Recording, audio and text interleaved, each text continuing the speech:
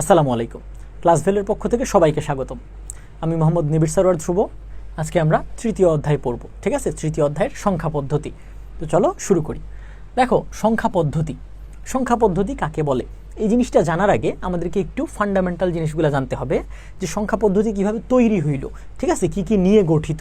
তো কী কী নিয়ে গঠিত? সংখ্যা পদ্ধতির যে ফার্স্ট কম্পোনেন্ট সেটা হচ্ছে আমাদের ডিজিট, ঠিক আছে? ডিজিট বা অঙ্ক। প্রথমে আমাদের কি জানতে হবে, ডিজিট বা অঙ্ক কাকে বলে। দেখো, সংখ্যা তৈরির যে ক্ষুদ্রতম প্রতীক তার নাম হচ্ছে অঙ্ক বা ডিজিট। একটা সংখ্যা তৈরির ক্ষুদ্রতম প্রতীকটার নাম কি?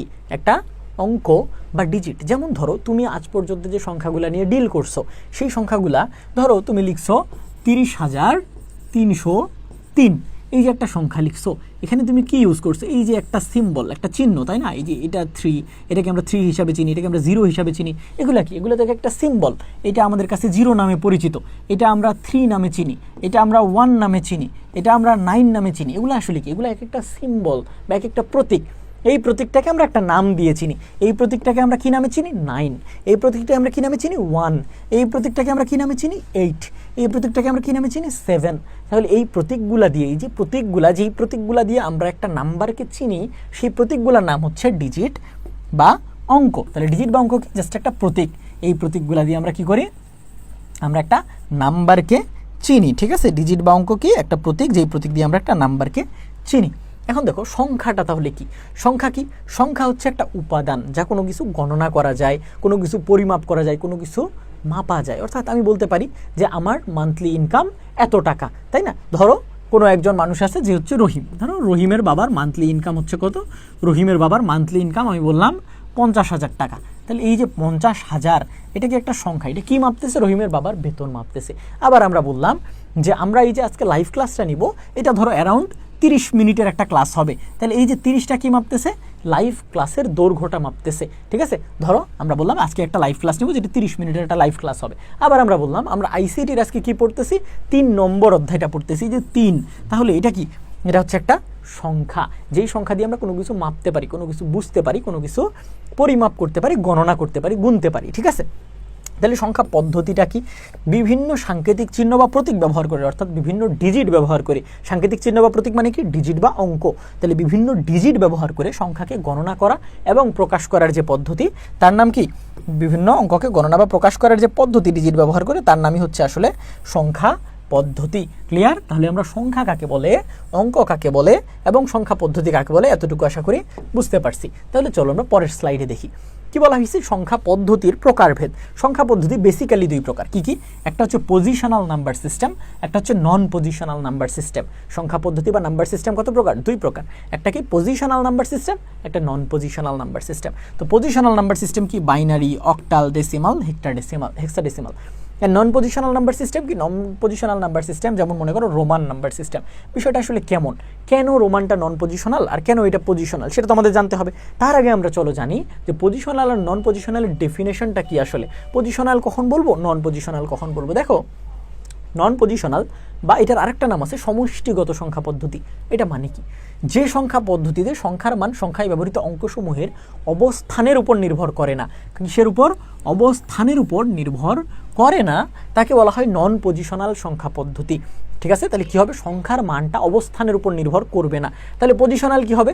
সংখ্যার মান যদি অবস্থানের উপর নির্ভর করে, তাহলে সেটা কি হবে? পজিশনাল সংখ্যা পদ্ধতি। সংখ্যার মান অবস্থানের উপর নির্ভর না করলে নন পজিশনাল সংখ্যা পদ্ধতি, সংখ্যার মান অবস্থানের উপর নির্ভর করলে পজিশনাল সংখ্যা পদ্ধতি।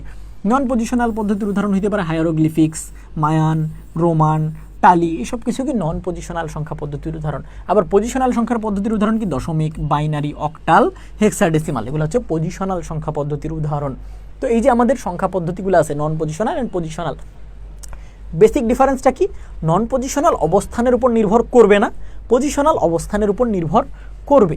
এখন বিষয়টা কেমন? বা অবস্থানের উপর নির্ভর করে বা করে না বলতে আসলে কি বোঝাই? চলো আমরা একটা এক্সারসাইজ বুকে যাই।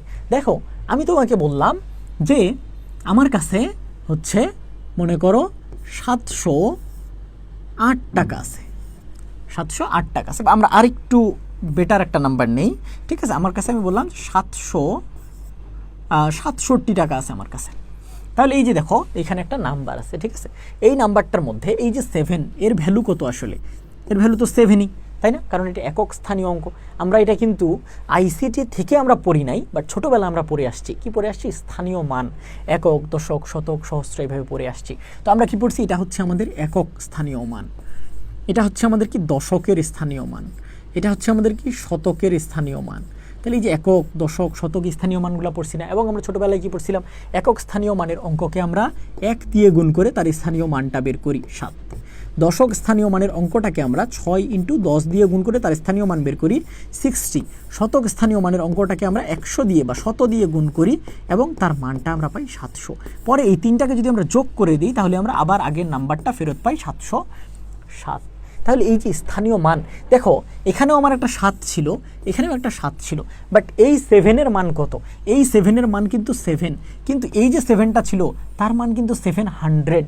তাহলে দুইটাই 7, দুইটাতেই আমরা সেম প্রতীক ইউজ করছি। এগুলা কি এক একটা প্রতীক, এক একটা ডিজিট মানে কি এক একটা প্রতীক, দুইটা জায়গায় আমরা একই প্রতীক ইউজ করছি 7। বাট এই 7-এর মান একবার হয়েছে 7, আরেকবার হয়েছে 700। তাহলে কিভাবে এই মানটা চেঞ্জ হইলো? মানটা চেঞ্জ হলো কারণ একবার 7টা ছিল এককের ঘরে, আরেকবার 7টা ছিল শতকের ঘরে। তার মানে তার অবস্থান পরিবর্তনের সাথে তার মানের একটা চেঞ্জ আসছে, তাই না? অবস্থানের সাথে মানের একটা পরিবর্তন আসছে। এই বিষয়টাকে আমরা বলি পজিশনাল নাম্বার সিস্টেম বা অবস্থানগত সংখ্যা পদ্ধতি, বা আমাদের কি যে নর্মাল সংখ্যা পদ্ধতিটা আমরা চিনি আর কি, পজিশনাল নাম্বার সিস্টেম বা অবস্থানগত সংখ্যা পদ্ধতি। তাহলে নন পজিশনাল নাম্বার সিস্টেমটা দেখতে কেমন? চলো আমি মনে করো তোমাকে বললাম যে IV এটা একটা সংখ্যা, আবার আমি তোমাকে বললাম VI এটা একটা সংখ্যা। দেখো তো এইখানে প্রথম সংখ্যাটাতে আমার আইটা কোথায় আছে? V এর পরে আছে। V মানে কি? V মানে আমরা জানি 5, I মানে কত? 1। এই আইটা বা 1 সংখ্যাটা 5-এর পরে আছে, তার মান কিন্তু 1ই আছে।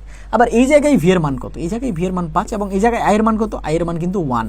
তাহলে দেখো I একবার V এর আগে আছে, তার মান 1ই আছে, আরেকবার I V এর পরে আছে, তার মানটাও কিন্তু 1ই আছে। তাহলে I এর পজিশন V এর আগে বা পরে হওয়ার কারণে মানের কি কোনো পরিবর্তন আসছে? আসে নাই। বাট এখানে চিন্তা করো 6-এর আগে, অর্থাৎ প্রথমে 7 থাকার কারণে তার মান ছিল 7 এবং পরে শতকের ঘরে 7 থাকার কারণে তার মান হয়ে গেছিল 700। তাহলে এখানে পজিশন যখন চেঞ্জ হয়েছে মান কিন্তু চেঞ্জ হয়ে গেছে, বাট এখানে পজিশন চেঞ্জ হওয়ার সাথে তার মান কি পরিবর্তন আসছে? তার মানের কোনো পরিবর্তন আসে নাই। তার মানে এই সংখ্যা পদ্ধতিটা কি? এই সংখ্যা পদ্ধতিটা হচ্ছে নন পজিশনাল সংখ্যা পদ্ধতি।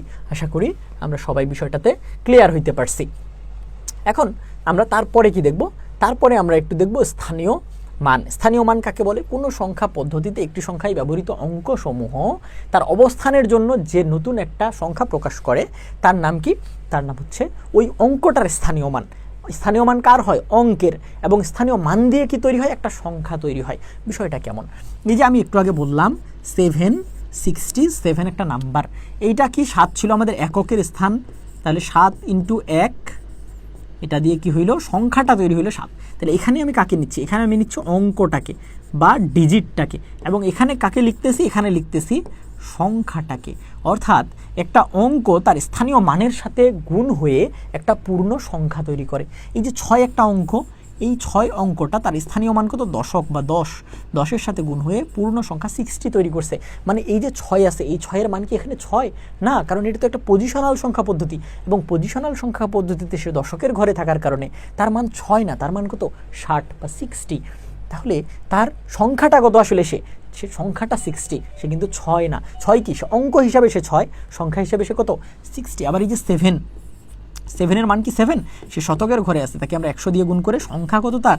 700। তাহলে এই যে আমরা এগুলা কি? এগুলো হচ্ছে অঙ্কগুলা। 7 একটা অঙ্ক, 6 একটা অঙ্ক, 7 একটা অঙ্ক, অঙ্ক হিসাবে সে কিন্তু 7, বাট এই 7টা শতকের স্থানে থাকার কারণে সে যে সংখ্যাটা প্রকাশ করতেছে তার মান কি? 700।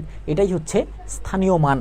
যে কোনো সংখ্যা পদ্ধতিতে অবশ্যই পজিশনাল সংখ্যা পদ্ধতি দিতে হবে, কারণ নন পজিশনাল সংখ্যা পদ্ধতিতে তো স্থানীয় মান কোনো ম্যাটারই করে না। তো পজিশনাল সংখ্যা পদ্ধতিতে একটি সংখ্যায় ব্যবহৃত অঙ্কগুলো তার অবস্থানের জন্য যে সংখ্যা প্রকাশ করে, তার অবস্থানের জন্য একক, দশক, শতক অবস্থানের জন্য যে অঙ্ক প্রকাশ করে, যে সংখ্যা প্রকাশ করে, তাকে ওই অঙ্কটার স্থানীয় মান বলা হয়। এই 7-এর স্থানীয় মান বলা হয়। 7 কি একটা অঙ্ক, এই অঙ্কের স্থানীয় মান কত? 700। 6 একটা অঙ্ক, দশকের ঘরের অঙ্ক, তার স্থানীয় মান কত? 60। 7 একটা অঙ্ক, তার স্থানীয় মান কত? এককের ঘরে 7। ক্লিয়ার? ওকে, পরের স্লাইডে যাই। দেখো এখানে আমাদের রেডিক্স পয়েন্টের একটা বিষয় আছে। কি আছে? রেডিক্স পয়েন্টের একটা বিষয় আছে। রেডিক্স পয়েন্ট কি? আসলে আমাদের যখন আমরা দেখো এতদিন আমরা শিখে আসছি, মনে করো একটা দশমিক সংখ্যা, আমরা ধরো লিখলাম যে 7, আমরা একটু আগে যেটা লিখছিলাম 767 পয়েন্ট ধরো 77, এই একটা নাম্বার আমি লিখলাম। এখন এই নাম্বারের নিচে পয়েন্টটা বসাইছি, এই পয়েন্টটাকে আমরা কি বলি? দশমিক বিন্দু বলি। কীভাবে পড়ি? 767.77 বা 767.77। তাহলে আমরা এটাকে বাংলায় বললে দশমিক বিন্দু বলি, ইংরেজিতে বললে পয়েন্ট বলি। এখন এই পয়েন্টটা বা এই দশমিক বিন্দুটার আসল নাম দশমিক না, এটার নাম আসলে কি? এটার নাম হচ্ছে আসলে রেডিক্স পয়েন্ট। কি নাম? Radix point. যে কোনো সংখ্যা পদ্ধতিতে যখন এরকম একটা পয়েন্ট আসে, ডট আসে, এটার নাম কি? এটার নাম রেডিক্স পয়েন্ট। এই রেডিক্স পয়েন্টটা কি করে? রেডিক্স পয়েন্টের বাম দিকে যত সংখ্যা আছে এই সংখ্যাগুলোকে আমরা বলি পূর্ণ সংখ্যা বা পূর্ণ অংশ, এবং রেডিক্স পয়েন্টের ডান দিকের যে পার্টটা থাকে এটা হচ্ছে ফ্র্যাকশনাল নাম্বার বা ফ্র্যাকশনাল অংশ, ঠিক আছে? ভগ্নাংশ। এটা হচ্ছে পূর্ণ সংখ্যা, এটা হচ্ছে পূর্ণ সংখ্যার ভগ্নাংশ। ক্লিয়ার? তো রেডিক্স পয়েন্ট কি করে? একটা সংখ্যার মধ্যে পূর্ণ সংখ্যা এবং ভগ্নাংশ অংশকে পৃথক করে। রেডিক্স পয়েন্ট কি করে? একটা সংখ্যার পূর্ণ অংশ এবং ভগ্নাংশকে পৃথক করতে পারে। তো এই যে রেডিক্স পয়েন্ট, এই রেডিক্স পয়েন্টটা কি করলো? সংখ্যাকে দুই ভাগে ভাগ করলো, পূর্ণ অংশ এবং ভগ্নাংশ। আচ্ছা, তোমরা এখন বলবা যে এতদিন তো দশমিক বিন্দু জানতাম, রেডিক্স পয়েন্ট জানার কি দরকার? আসলে আমরা এখন দেখব মাল্টিপল সংখ্যা পদ্ধতি, ঠিক আছে? দশমিক সংখ্যা পদ্ধতি, বাইনারি সংখ্যা পদ্ধতি, অক্টাল সংখ্যা পদ্ধতি, হেক্সাডেসিমাল সংখ্যা পদ্ধতি। যখন আমরা মাল্টিপল সংখ্যা পদ্ধতি নিয়ে ডিল করব, তখন এটা আসলে নামটা দশমিক কিভাবে আসলো? এই যে রেডিক্স পয়েন্ট, আমরা নর্মাল দৈনন্দিন জীবনে যে সংখ্যা পদ্ধতিটা ব্যবহার করি সেটা হচ্ছে 10 ভিত্তিক সংখ্যা পদ্ধতি। তো এই 10 ভিত্তিক সংখ্যা পদ্ধতি বা দশমিক সংখ্যা পদ্ধতি, এই দশমিক সংখ্যা পদ্ধতির রেডিক্স পয়েন্টটাকে বলতে বলতে এটা রেডিক্স পয়েন্ট থেকে দশমিক পয়েন্ট হয়ে গেছে। অর্থাৎ 10 ভিত্তিক সংখ্যা পদ্ধতির রেডিক্স পয়েন্টটাকে আমরা দশমিক বিন্দু বলি। বাইনারির রেডিক্স পয়েন্টটাকে তো আমরা দশমিক বিন্দু বলতে পারবো না, তাহলে বাইনারিতে গিয়ে কিন্তু আমাকে রেডিক্স পয়েন্টই বলতে হবে। হেক্সাডেসিমালে গিয়ে আমাকে রেডিক্স পয়েন্টই বলতে হবে। অক্টালে গিয়ে আমাকে রেডিক্স পয়েন্টই বলতে হবে। বুঝতে পারছো? তাহলে আমরা এখন থেকে এটা প্র্যাকটিস করব। দিস ইজ রেডিক্স পয়েন্ট, এমন একটা পয়েন্ট যে পয়েন্টটা একটা সংখ্যার পূর্ণ অংশ এবং ফ্র্যাকশনাল অংশকে পৃথক করতে পারে। ক্লিয়ার? এখন এখানে আরও কিছু কথা আছে। MSD, LSD, most significant digit, list significant digit, এগুলা কি? যে কোনো সংখ্যা যখন আমরা পজিশনাল সংখ্যা পদ্ধতি নিয়ে কিন্তু কথা বলতেছি, তাহলে যে কোনো পজিশনাল সংখ্যা যখন আমরা যত বাম দিকে আসি তার স্থানীয় মান তত বাড়ে না। তার স্থানীয় মান কী হয়? এর স্থানীয় মান একক, এর স্থানীয় মান দশক, এর স্থানীয় মান শতক। তাহলে যত বাম দিকে আসি তার স্থানীয় মান বাড়তে থাকে, একক, দশক, শতক, সহস্র, এভাবে স্থানীয় মান বাড়তে থাকে। এবং যত ডান দিকে যাই তার মান কী হয়? কমতে থাকে। আমি যদি লিখি 0.1, তার মানে কি 1/10, অর্থাৎ 1কে 10 ভাগের 1 ভাগ। আমি যদি লিখি 0.01, তার মানে কত? 1/100, তার মানে 100 ভাগের 1 ভাগ।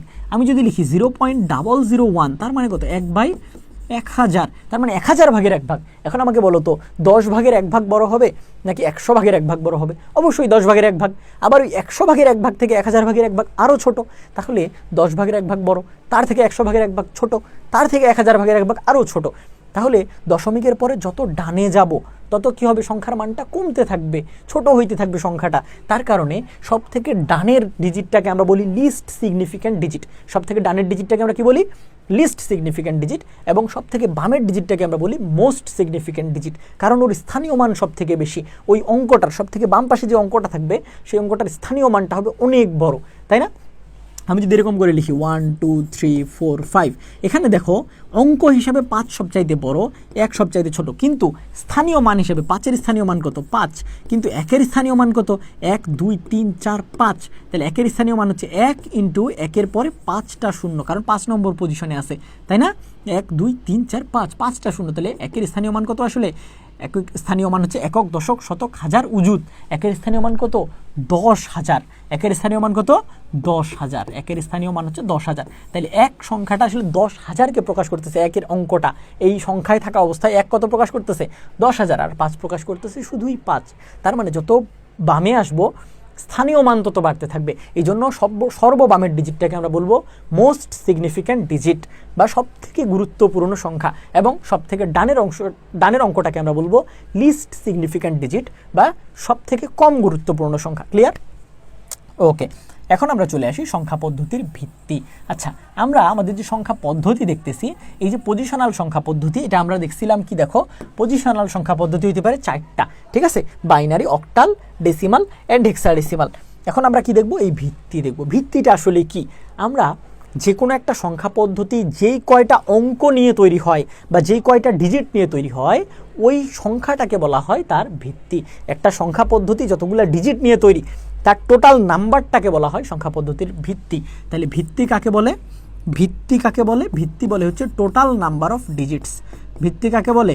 ভিত্তি বলা হয় হচ্ছে টোটাল নাম্বার অফ ডিজিটস। ভিত্তি বলা হয় কাকে? Total number of digits in a number system. একটা নাম্বার সিস্টেমের ভিতরে টোটাল নাম্বার অফ ডিজিটসকেই বলা হয় ওই নাম্বার সিস্টেমের ভিত্তি। ভিত্তি কাকে বলে? Total number of digits in a number system. একটা নাম্বার সিস্টেমের ভিতরে, একটা সংখ্যা পদ্ধতির ভিতরে মোট কতগুলো ডিজিট আছে এর সংখ্যাটাকে ওই সংখ্যা পদ্ধতির ভিত্তি বলে। ক্লিয়ার? ওকে, তো আমাদের যে দশমিক সংখ্যা পদ্ধতি বা যেই সংখ্যা পদ্ধতিটা আমরা রেগুলারলি ইউজ করি, এই সংখ্যা পদ্ধতিতে আসলে 10টা নাম্বার আছে। কি কি? 0 1 2 3 4 5 6 7 8 9। এই যে 10টা নাম্বার আছে, এই 10টা ডিজিট আছে। 10টা ডিজিটের কারণে এই সংখ্যা পদ্ধতির ভিত্তি কত? 10। দেখো 10টা ডিজিট আছে, কিন্তু এখানে কিন্তু 10 নাই। কেন 10 নাই? কারণ হচ্ছে এই যে 0 দিয়ে আসলে 10টা মানে 10টা ডিজিট হয়েছে। 1 থেকে 9 পর্যন্ত 9টা ডিজিট বা 9টা অঙ্ক এবং 0 আরেকটা অঙ্ক, 10টা অঙ্ক। তাহলে এটার ভিত্তিগত 10।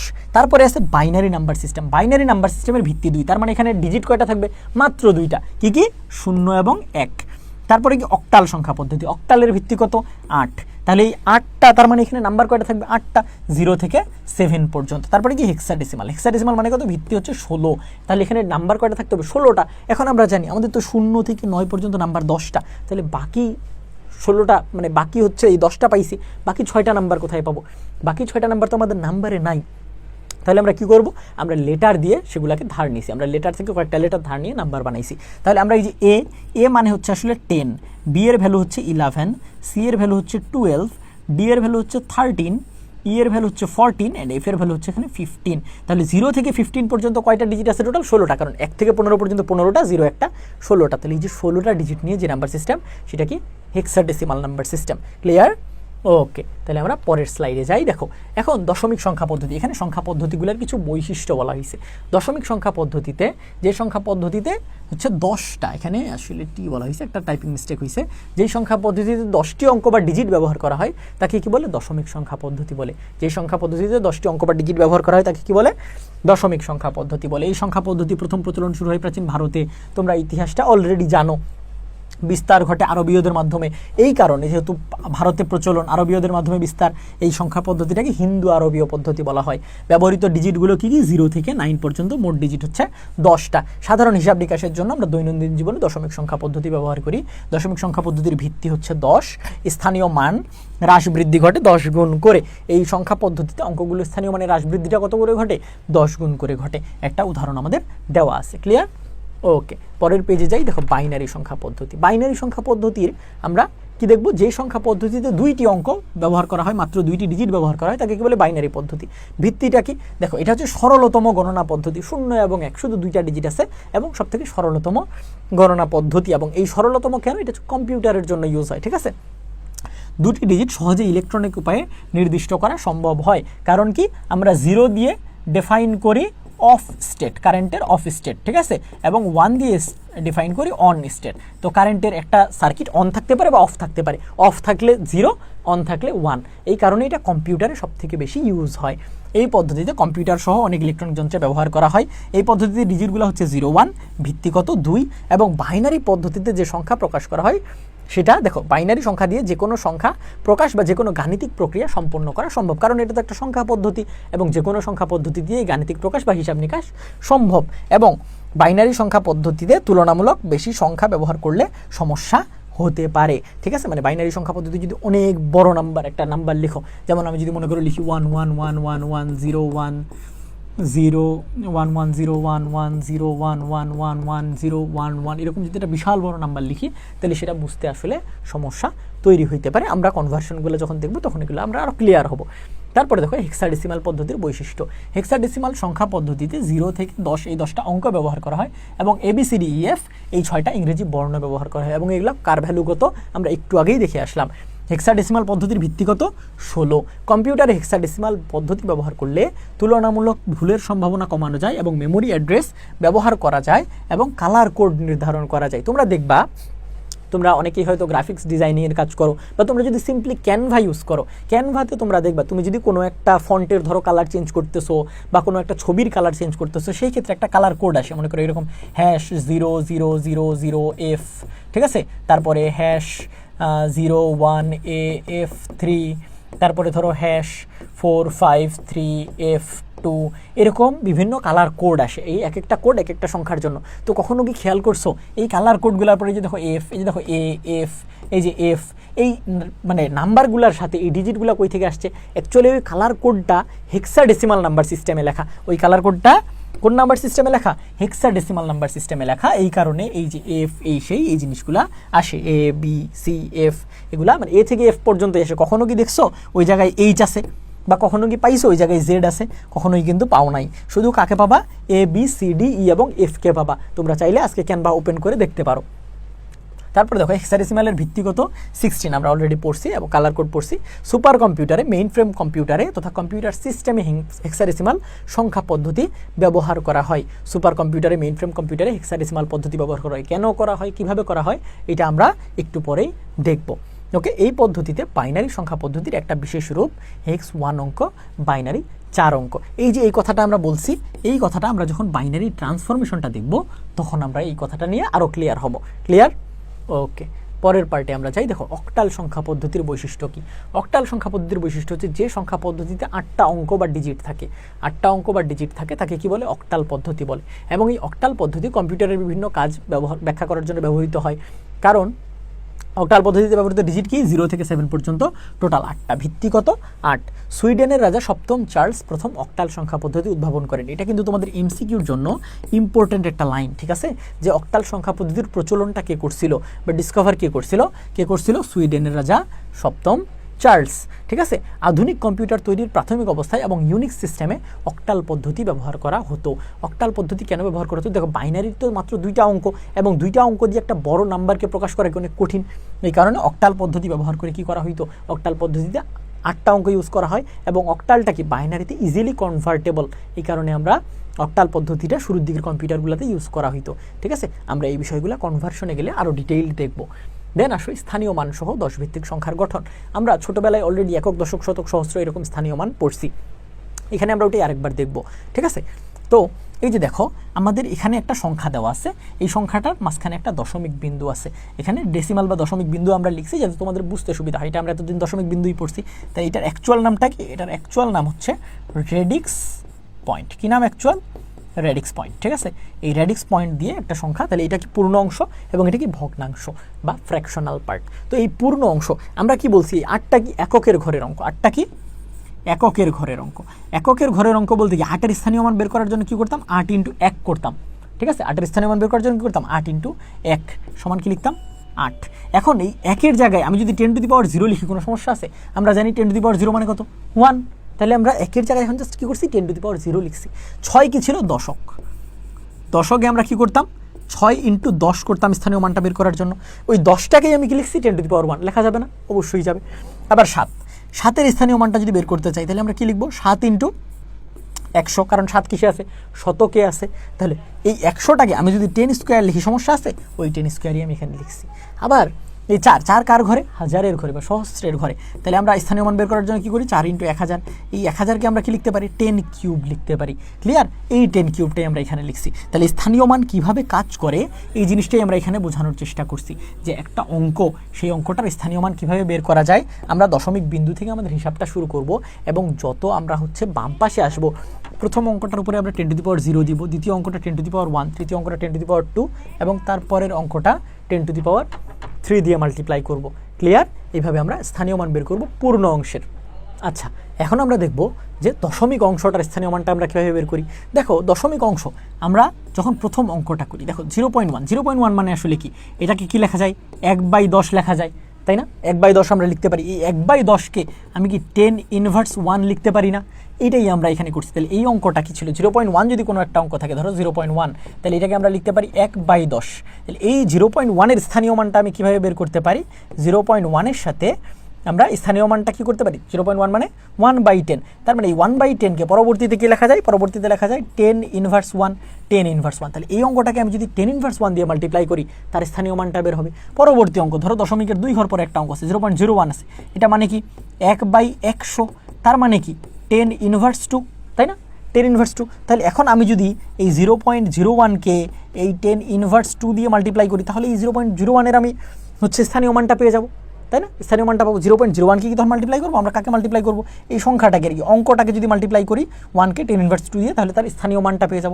এখন ধরো একটা অঙ্ক আছে 0.005, তাহলে এর স্থানীয় মান বের করতে চাই, তাই না। এখন এই জিনিসটার যদি স্থানীয় মান বের করতে চাই, এখানে 5-এর স্থানীয় মান, তার মানে আমরা কী করি, আমরা অঙ্কটা নেই 5 এর স্থানীয় মানটা বের করবো। স্থানীয় মান বের করতে হলে কী করতে হয়, একে 1/1000 দিয়ে গুণ করতে হয়। 1/1000 মানে কি, 1/1000 মানে এটাকে লিখতে পারি না 5 × 10 ইনভার্স 3। দেখো তো এটাই তো আমরা এখানে করছি, যে এই 3 নম্বর সংখ্যাটাকে 10 ইনভার্স 3 দিয়ে মাল্টিপ্লাই করে তার স্থানীয় মান বের করছি। সহজ কথায় আমি যদি সামারাইজ করতে চাই তোমাদের কাছে এই জিনিসটা কি করব আমরা, যে আমরা যখন কোনো একটা অঙ্কের স্থানীয় মান বের করতে চাই, সেই অঙ্কটা যদি আমাদের পূর্ণ সংখ্যা হয়, সেটা যদি পূর্ণ সংখ্যা হয়, আমরা একটা এক্সারসাইজ বুক নিয়ে আমরা দেখি কোনো একটা অঙ্কের স্থানীয় মান বের করতে চাই। ধরো আমি একটা অঙ্ক লিখলাম 543.2.30, এই অঙ্কটার স্থানীয় মান বের করতে চাই। তাহলে আমাদের দশমিকের এদিকে পূর্ণ সংখ্যা, এদিকে হচ্ছে ফ্র্যাকশনাল নাম্বার। যখন পূর্ণ সংখ্যার স্থানীয় মান বের করব তখন আমরা কি করব, প্রথম অঙ্কের জন্য আমরা প্রথম অঙ্কের স্থানীয় মানের জন্য তাকে 10⁻0 দিয়ে মাল্টিপ্লাই করব, ঠিক আছে। আমরা এই প্রথম অঙ্কের অবস্থানকে বলবো 0, তারপরের অবস্থানকে বলবো 1, তারপরের অবস্থানকে বলবো 2, তারপরের অবস্থানকে বলবো 3। এগুলো কি, এগুলো হচ্ছে পজিশন বা অবস্থান, এবং পজিশনটা শুরু করবো কোথায় থেকে, 10⁻0 থেকে। পজিশন শুরু হবে কোথায় থেকে, 0 থেকে, 0 1 2 3 এরকম করে পজিশন যাবে বা স্থানীয় মান, এগুলাকেই এই পজিশনগুলোকেই আমরা বলবো স্থানিক পজিশন, ঠিক আছে। এবং দশমিকের পরে যে পজিশনগুলো, 0-র পরে কত হয়, 0-র থেকে ওইদিকে গেলে -1 হয়, কারণ 0 1 2 3 এদিকে যাচ্ছে, পজিটিভ ইন্টিজার এদিকে যাচ্ছে, তাহলে এদিকে কী হবে, নেগেটিভ ইন্টিজার্স, -1, এরপরে এটা কত -2, ধরো এখানে আর একটা 3 ছিল, এর পজিশন কত হবে -3।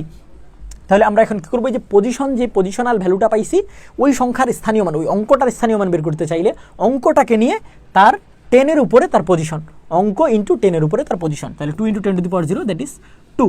এই 3-এর যখন স্থানীয় মান বের করবো 3 × 10⁻, দেখো তার পজিশন কত 1 ইজ ইকুয়ালস টু কত 30।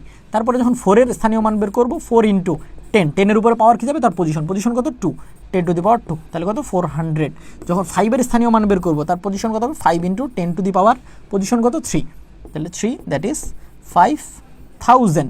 তারপরে আবার যখন এই 3-এর বের করবো তখন 3 × অঙ্ক ইন্টু 10⁻, তার পজিশনাল ভ্যালু কত -1 দ্যাট ইজ 0.3। যখন 0-এর স্থানীয় মান বের করবো 0 × 10⁻, -2 দ্যাট ইজ 0 থাকবে, যে কোনো কিছুকে 0 দিয়ে মাল্টিপ্লাই করলে 0ই থাকে। তারপরে আবার যদি 3-এর স্থানীয় মান বের করি 3 × 10⁻, পজিশনাল ভ্যালু কত -3 that is 3/1000 that is 0.003।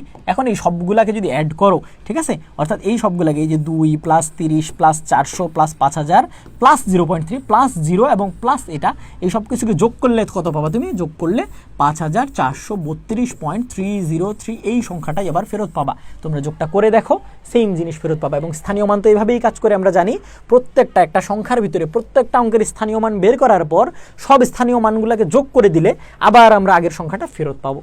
Clear, স্থানীয় মান আমাদের ক্লিয়ার। তো এটাই ছিল স্থানীয় মানের বিশ্লেষণ, এবং এই স্থানীয় মানের সাথে রেডিক্স পয়েন্ট, দশমিক বিন্দু আমরা সব কিছু বলে দিছি। এখন দশমিক সংখ্যার যে স্থানীয় মান আছে, বাইনারি সংখ্যার যে স্থানীয় মান আছে, সেটা কিভাবে কাজ করে সেটা আসলে দেখো। বাইনারি সংখ্যার স্থানীয় মান, দশমিক সংখ্যার স্থানীয় মান কিভাবে কাজ করতেছিল দেখো তো। দশমিক সংখ্যার আমরা যখন স্থানীয় মানটা দেখছি, প্রথম সংখ্যাটা 1 নম্বর অঙ্কের পজিশন বলছি 0, তারপরের পজিশন 1, তারপরের পজিশন 2, তারপরের পজিশন 3, এবং যেই পজিশন 10-এর উপরে, এর পজিশন কি -1 -2 -3, এবং পজিশনটা কি হয় 10-এর উপরে পাওয়ার হয়ে ওই অঙ্কটার সাথে গুণ হয়ে স্থানীয় মানটা তৈরি করে।